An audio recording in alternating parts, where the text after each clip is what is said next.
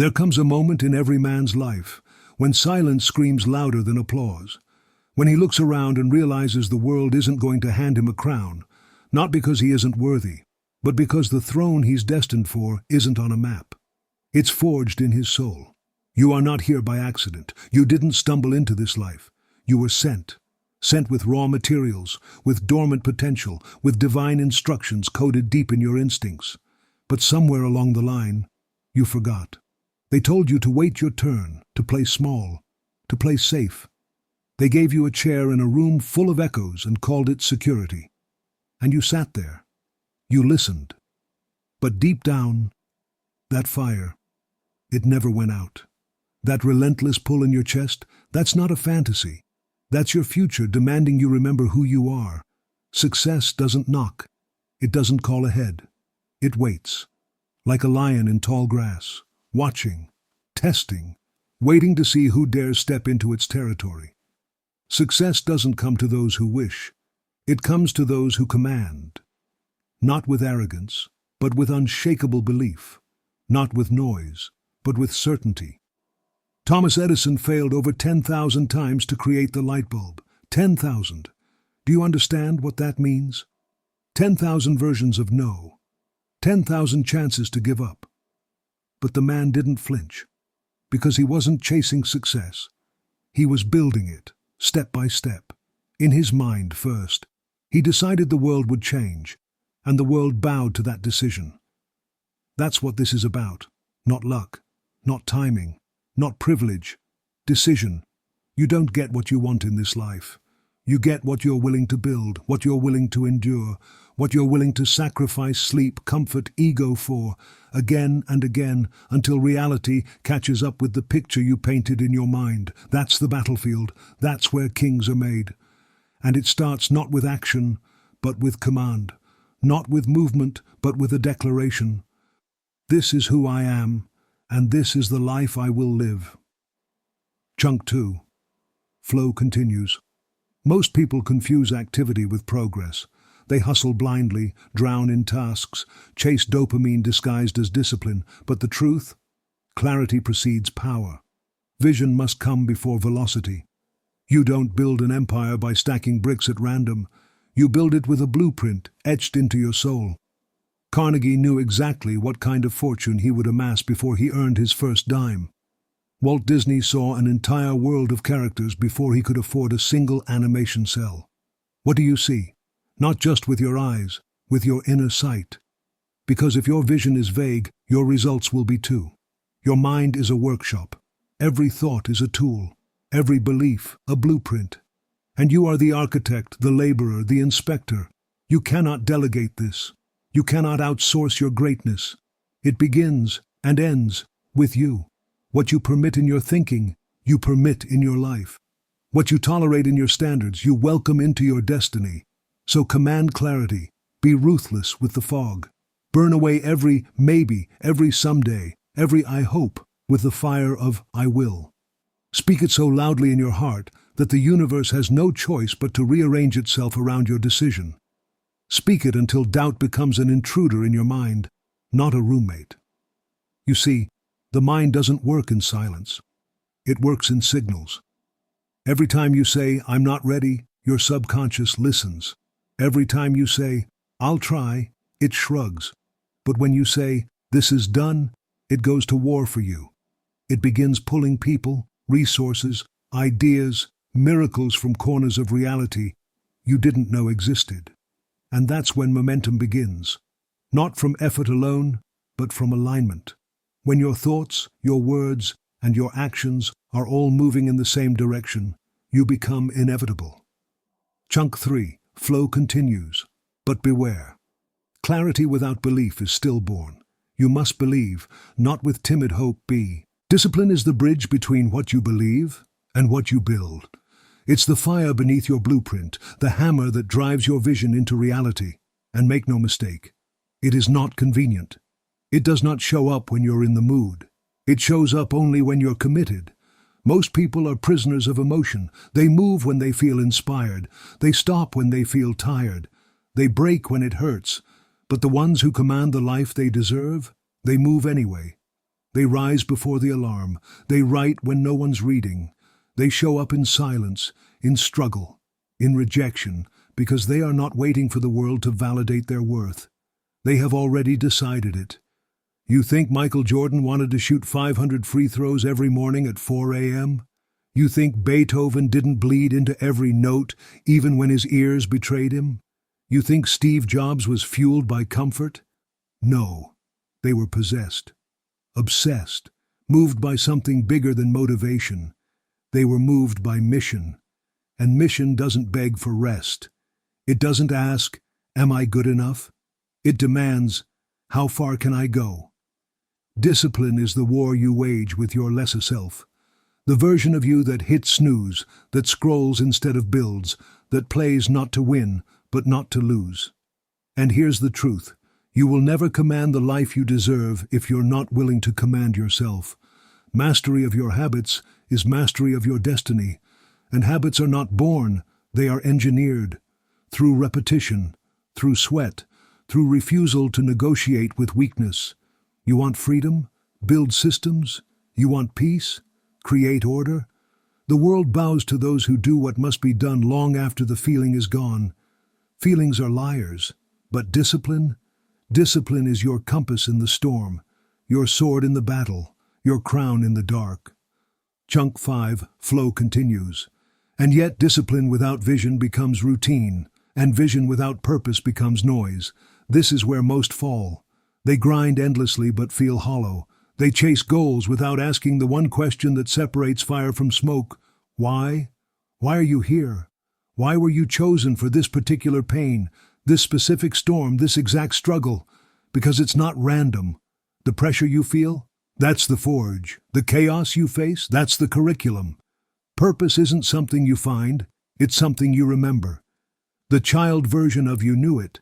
That younger you who dreamed without limits, who built castles out of cardboard, who believed they could fly.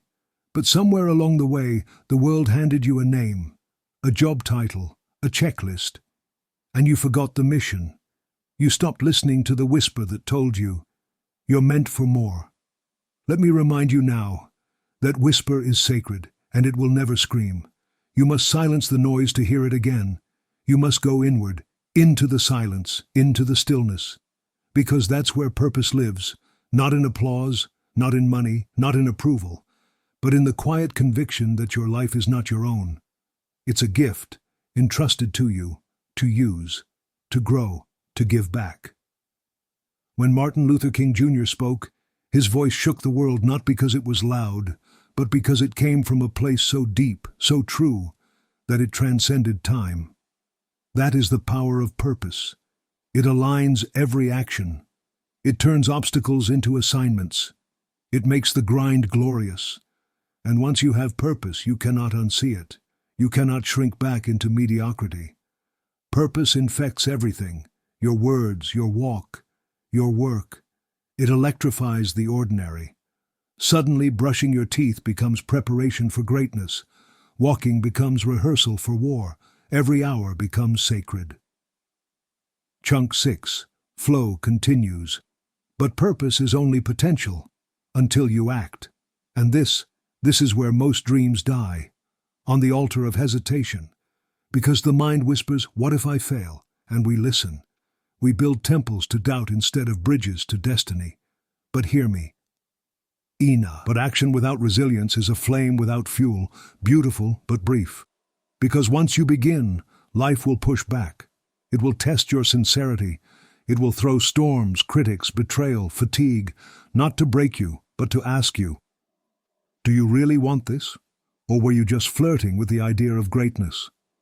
Resilience is not just bouncing back, it's rising higher. It's laughing in the face of what was meant to destroy you. It's standing up one more time than you're knocked down, with blood on your lip and fire in your heart, whispering, is that all you've got?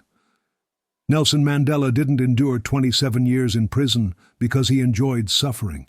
He endured it because his vision was stronger than his pain, because his purpose made prison irrelevant.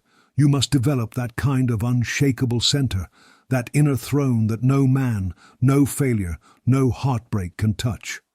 The truth is, adversity is a sculptor. It carves away weakness, it chisels away doubt.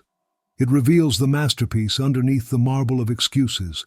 Most people spend their lives running from difficulty, but those who command their destiny, they run toward it. They know pressure creates diamonds, that fire purifies gold. So when life gets hard, good, let it. That means you're on the right path. That means you're not playing small. That means you're facing the very resistance that transforms sheep into lions. The moment you stop looking for ease and start leaning into endurance, you flip the script. You stop being a victim of circumstance and become the author of it. Remember this. Your life is not measured by how comfortable it was, but by how much you overcame. By how many times you stood when quitting felt easier. By how many times you chose to keep going when no one would have blamed you for stopping. Chunk 8. Flow continues. And yet, even the strongest warriors stumble, not because of the battle, but because they forget to be grateful. Gratitude is not soft. It is not passive. It is a weapon, a frequency that rewires the brain, that turns scarcity into abundance, that transforms suffering into strength. You can't command your life if you're blind to the blessings already around you. Gratitude sharpens vision. It turns what you have into enough to begin, and what you lack into fuel to grow. Think of every great leader, Roosevelt, Churchill, Maya Angelou, even Oprah, and you will see one thing they all carried in their darkest hours: perspective. The ability to see pain as temporary, to find something, anything, to be thankful for. Because gratitude is the antidote to despair. It shifts your focus from what's missing to what's possible. It's easy to be grateful when life is sweet. But when the sky is gray, when the bank account is low, when the calls go unanswered, that's when gratitude becomes alchemy. That's when it turns failure into fuel, struggle into strategy, wounds into wisdom. Every morning you wake up breathing is a gift. Every challenge you face is a privilege. Every scar you carry is evidence that you survived. The more you acknowledge your blessings, the more blessings arrive. Not through magic, but through perception. Because what you focus on expands. If you focus on problems, you get more. Focus on power, you become it. Gratitude is not a nice idea. It's a tactical advantage. It stabilizes the soul. It elevates the mind. It clears the fog so your vision can lead the way again. So pause, even in the chaos, and give thanks. Not because everything is perfect, but because you are still standing, still building, still worthy of the life you've yet to touch, but already feel in your bones. Chunk 9. Flow continues. And now we arrive at one of the rarest virtues, one that separates commanders from wanderers: adaptability, the willingness to pivot, to change form without changing essence, to bend without breaking. Most people fight change. They cling to who they were yesterday and wonder why tomorrow slips away. And once you learn to adapt, once you become water instead of stone, you step into one of the final keys that separates those who drift from those who dominate. Learning, not memorizing, not collecting facts like trophies, but learning as a way of life, learning as breath, learning as sacred obligation. Because the mind that stops learning starts dying. The greatest men in history were not the ones who knew everything. They were the ones who knew how to grow. Benjamin Franklin was still studying languages in his 60s. Leonardo da Vinci filled notebook after notebook with sketches, questions, wild theories, not to show off, but because his soul demanded more. You must become a student of life. Not just of your craft, but of yourself, your habits, your emotions, your reactions, your blind spots. You want to command life? Then start with awareness, because you cannot master what you refuse to observe. Most people live on autopilot. They repeat the same thoughts, run the same scripts, live the same year over and over again, and call it a life. But not you. Not anymore. You will not inherit your limitations. You will not defend your weaknesses. You will not mistake routine for progress. You will learn from failure, from friction, from feedback. You will turn pain into principles, mistakes into manuals. You will keep a mind that is open, hungry, humble, not because you are lacking, but because you are becoming. becoming more refined, more precise, more aware of your potential and the path it requires. And here's the truth. Learning doesn't slow you down, it speeds you up. It lets you skip decades of trial by absorbing lessons from others' blood, sweat, and genius. That's why the wise read. That's why the wealthy seek mentors. That's why the powerful ask better questions. Because wisdom compounds, and the more you learn, the more you earn. Not just money, but time, peace, and purpose. And as you learn, as you build, as you fight your way forward, the world will start to notice. But hear this clearly. Recognition is not the goal. Visibility is not value. What matters is not how loud the world claps, but how true you remain to the vision that brought you here. Too many are seduced by applause. They trade purpose for popularity, truth for trends. They forget why they started. But you must never forget. Your reward is not in the spotlight. Your reward is in the mirror. In knowing that you kept your word to yourself, that you didn't betray your calling for comfort. Commanding the life you deserve isn't about fame. It's about freedom. The freedom to live by design, not default. To wake up and do work that matters. To love without fear. To give without needing return. To walk into rooms without shrinking. To leave this world empty because you poured everything out. That kind of freedom is not found in wealth alone. It's found in alignment, in becoming the same person in public and in private, in living a life so clear, so convicted, that no one else's opinion has the power to edit your identity. And when that happens, when you stop chasing and start embodying, you won't have to seek success.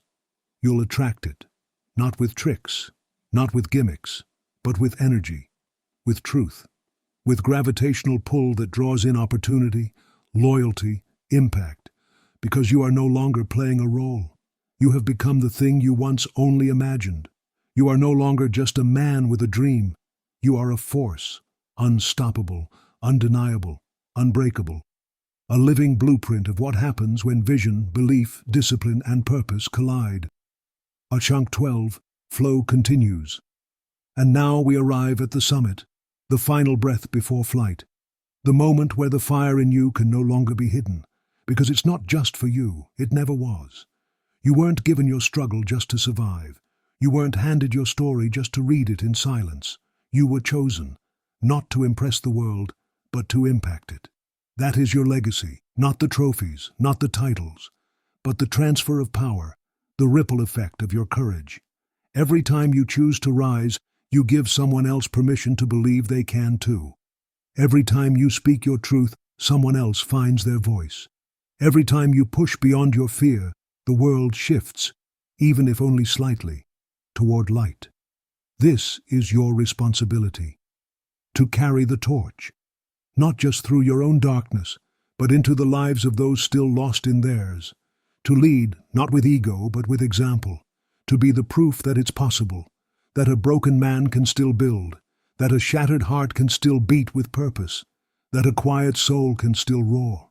Commanding your life means becoming a lighthouse, not by being perfect, but by standing tall when the waves come, by refusing to dim your fire to make others comfortable, by holding the line, by saying with your actions, this is what power looks like when it's earned, not given. And as you do, as you walk boldly into the fire, again and again, you will find something extraordinary. Not just success, not just achievement, but peace. The peace that comes when your life, your work, your thoughts, and your soul are no longer at war. Because you're no longer chasing the life you deserve. You're living it. So now that you've remembered, now that the fog has lifted and the fire has returned to your chest, now that your spirit stands taller than your fear, there is only one thing left to do. Decide. Decide that from this day forward, you will no longer rent your life from fear. Decide that the version of you who settles, who hesitates, who shrinks, dies here. That man was necessary. He was the cocoon. But now, you become. Not gradually, not eventually. Now. Because transformation is not a timeline, it's a decision, a soul-deep contract between who you were and who you refuse to remain, You don't need more time. You don't need more books, more approval, more likes, more luck. You need command. The quiet, thunderous kind. The kind that doesn't beg. The kind that doesn't wait. The kind that walks into the world with open scars and open hands saying, "Here I am, and I will not leave quietly." You were not born to chase crumbs. You were not born to tiptoe through life hoping not to disturb the status quo. You were born to build, to lead, to ignite. You were born to take your pain, your past, your peculiar wiring, and forge it into power. Let them call you intense, let them say you're obsessed, let them misunderstand your silence, your rituals, your fire. That's fine, because you're not here for applause. You're here for impact, for legacy, for the deep, deep knowing that you did not come and go like a whisper, but that you arrived like thunder. There is a version of you on the other side of fear who is waiting to be claimed. He's not more talented. He's not more connected. He's just more committed. He's already walking the path, and every step you take today brings you closer to him. This is your moment, not tomorrow. Now. Now is when you choose to rise. Now is when you stop asking and start declaring. Now is when you look life in the eye and say, "I will command the life I deserve, not because it's owed to me, but because I was born to build it." And nothing, not fear, not failure, not time, will stand in my way again. This is not motivation. This is not hype. This is truth. And truth, once heard, cannot be unspoken. So take the first step, then the next, then the 1,000 that follow. And when you finally stand on the summit of the life you built with your own mind, your own sweat, your own soul, you will not be surprised. Because you decided, because you commanded, because this, all of it, was already yours. You just had to claim it. Now go, build it, live it, and never look back.